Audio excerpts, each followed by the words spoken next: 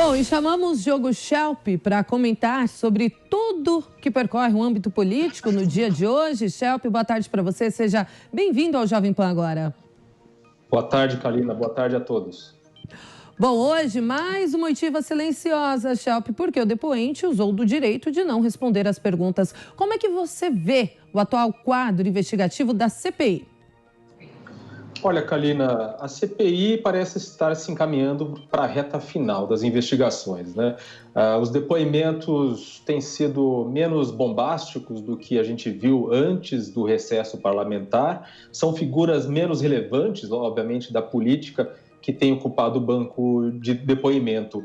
É claro que uma parte da explicação é que o principal já foi feito, o grosso das investigações já foi feito. Os senadores que fazem parte da CPI já analisaram muitos documentos, já reuniram ali evidências e provas que vão compor ali o relatório do relator Renan Calheiros.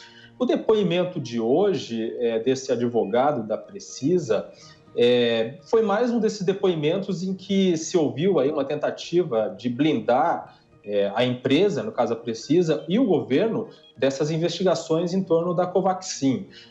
Cada vez que um depoente permanece em silêncio, ele cria ainda mais a sensação, a percepção e praticamente a certeza de que há algo de muito errado nessas negociações, né? Lembrando que a Covaxin o contrato deixou de ser válido e deixou de ser comprado, essas vacinas, não apenas por causa dessas suspeitas, mas também pelo fato de que a vacina sequer chegou a ser aprovada pela Anvisa, né? E o depoente de hoje, de fato, foi muito contraditório. O próprio senador Randolfo Rodrigues demonstrou ali que ele foi apresentado, foi inclusive registrado ali em reuniões no Ministério da Saúde, como sendo o responsável, né, pelas parcerias internacionais da Precisa Medicamentos. Ou seja, ao contrário do que ele alegou para ficar em silêncio na CPI, ele não era simplesmente um advogado que defendia os contratos da Precisa. Ele, de fato, se envolveu, pelo menos os indícios mostram isso, na negociação direta da vacina. Bom, e amanhã tem o Maximiliano, como você até comentou. Será que ele deve revelar alguma coisa, assim, bombástica? Kalina, acredito que vai seguir uma linha muito parecida com o que foi adotado hoje pelo advogado da Precisa e também pela postura que foi adotada pela diretora da Precisa, que deu o depoimento antes, né, a Medrado. Ela também, assim como o do advogado hoje, teve uma postura desafiadora em relação aos senadores, como a gente viu nas imagens aí no início da reportagem. E é muito possível que Maximiano, dono da Precisa, adote a mesma postura e procure, obviamente, blindar aí de qualquer informação importante. Agora, ele é uma pessoa importante, um depoente-chave, tem evitado dar esse depoimento, ele já fez de tudo para evitar esse depoimento, viajou para a Índia, enfim, tentou no STF que não precisasse depor. Então fica aí a expectativa de que ele tenha realmente informações a revelar, a ver se os senadores vão conseguir extrair alguma coisa dele. Certamente, Schelp. Bom, chamamos também a conversa a Cássio Miranda, que é especialista em Direito Constitucional. Oi, Cássio, boa tarde para você. Tudo bem, Kalina? Prazer estar com você mais uma vez, querida. Boa tarde, Diogo. É um prazer estar com você também.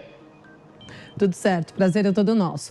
Bom, Cássio, você acredita que depois deste recesso as investigações esfriaram?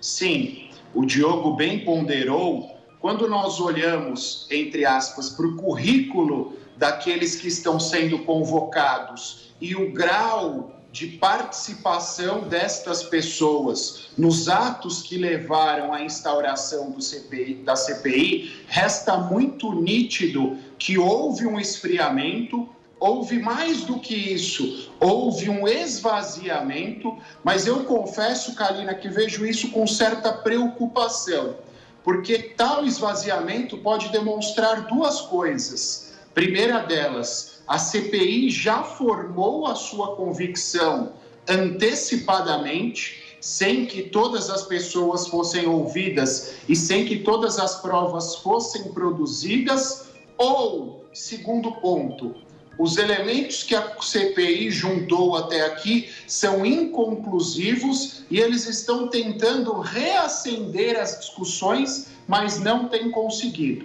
São estes os dois aspectos que eu vejo até aqui por conta destes últimos depoimentos.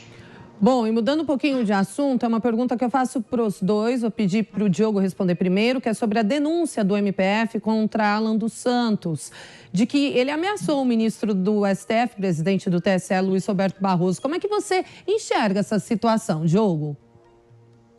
Olha, Kalina, obviamente que a liberdade de expressão é um direito fundamental aí no Brasil, na Constituição, um direito dos brasileiros. Mas todos os direitos têm certos limites, né? Então, você não pode usar a liberdade de expressão, por exemplo, para defender a destruição daquilo que garante a liberdade de expressão, que é, por exemplo, a democracia brasileira, as instituições democráticas. Você também não pode usar a liberdade de expressão para fazer discurso de ódio, para incitar a violência. E é exatamente nesse ponto que essa denúncia contra Alan dos Santos pega. Ele é denunciado por, incitar a violência contra o ministro do STF, Barroso. Se isso vai ser decidido na Justiça, se foi mesmo o caso. E é o caminho certo. O MPF fez essa denúncia, provocado pelo próprio Barroso, né, que fez esse pedido. É um caminho certo. Muita gente critica o STF por ter tomado atitudes ali em relação a Daniel Silveira ou, por exemplo, mais recentemente, a Roberto Jefferson, mas neste caso específico não foi o próprio STF, né, que fez aí, que foi atrás, que mandou prender e tudo mais, né? Foi, na verdade, uma solicitação do Barroso para que o MPF fizesse algo a respeito e o MPF decidiu fazer a denúncia. Só mais uma comparação que eu acho que é importante. Recentemente, o Procurador-Geral da República, Augusto Aras, ele apresentou uma notícia-crime contra um colunista, um advogado, Conrado Hübner, por ter chamado ele de poste-geral da República. Era uma crítica, obviamente, mas não era uma incitação à violência. E, neste caso, o recusou a crime e não fez nenhuma denúncia contra Conrado Hübner. Isso mostra a diferença entre o que pode na liberdade de expressão e o que é considerado violência ou incitação à violência ou outros crimes. Para você, Acácio, essa denúncia soa mais como uma censura ou realmente é uma medida cabível? A liberdade de expressão, Kalina, é um direito que todos nós somos detentores. E todos nós podemos manifestar a nossa liberdade de expressão independentemente de censura prévia. Contudo, uma vez que manifestemos as nossas opiniões e estas manifestações acarretem ofensas à honra de alguém ou atentem às instituições que nós temos no nosso país, é natural que as pessoas sejam responsabilizadas por isso. Então, eu vejo a denúncia do MPF como razoável quando ela trata de manifestações que já foram expressas pelo Alan Santos. Mas, caso sejam feitas ilações acerca de manifestações que podem ser expressas por ele, aí eu discordaria do MPF. Mas, repito, no que diz respeito àquilo que já foi dito e os ataques que já foram feitos, razão assiste em termos constitucionais ao MPF nesse aspecto.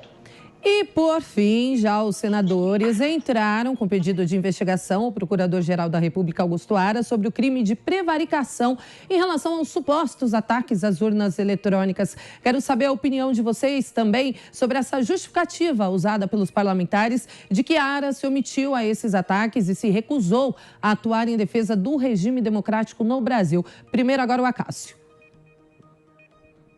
Quando nós pensamos na prevaricação, ela é um crime previsto no Código Penal e há a possibilidade de nós imputarmos a prevaricação a um servidor público quando ele age ou deixa de agir de acordo com as suas funções para satisfazer um interesse ou um sentimento pessoal. A partir dessa notícia crime propostas pelos senadores, é necessário que sejam apurados os fatos para que seja comprovado que efetivamente o Augusto Aras se omitiu no exercício da sua função para satisfazer um interesse pessoal ou ele deixou de pedir a apuração desses fatos com base na sua liberdade funcional. Liberdade essa que todos os promotores e procuradores da República dispõem. Ou seja, é necessário que os fatos sejam apurados e, a partir dessa apuração, seja determinado se há a prevaricação ou se há meramente o exercício de uma garantia constitucional inerente a todos os membros do Ministério Público. Diogo, com você. O Augusto Aras, ele é um procurador que tem se caracterizado por ser omisso em relação a ações que sejam, enfim, prejudiciais ou possivelmente prejudiciais ao presidente, aos interesses do presidente e do seu entorno. Isso tem ocorrido com bastante frequência, tem havido inclusive um embate, aí uma queda de braço, melhor dizendo, entre o STF e a Procuradoria-Geral da República por causa disso, porque o STF recebe ali ações e pede à Procuradoria-Geral da República para se manifestar a respeito, e o procurador, a PGR, procrastina, né? Deixa aquilo rolar, enfim, sem prazo e assim por diante. E até reclamou recentemente que a ministra Carmen Lúcia tenha estabelecido um prazo de 24 horas para que ele se posicionasse. Ora, a ministra fez essa determinação porque antes havia pedido para a Procuradoria-Geral da República se manifestar a respeito de uma possível investigação, abertura de investigação a respeito do Bolsonaro, e a PGR levou 13 dias, não respondeu, né? Então, essa é uma demonstração, um pequeno exemplo dessa omissão de Augusto Aras. Agora, se isso vai ter efeito, se ele de fato pode ser punido aí pelo Conselho, é outra questão. Lembrando que o próprio Procurador-Geral da República ele tem representação nesse Conselho. Diogo Schelp, obrigada pela participação. Muito obrigado, até mais. Até, doutora Cássio, mais uma vez, brigadão também, viu? Obrigado, um abraço, até logo.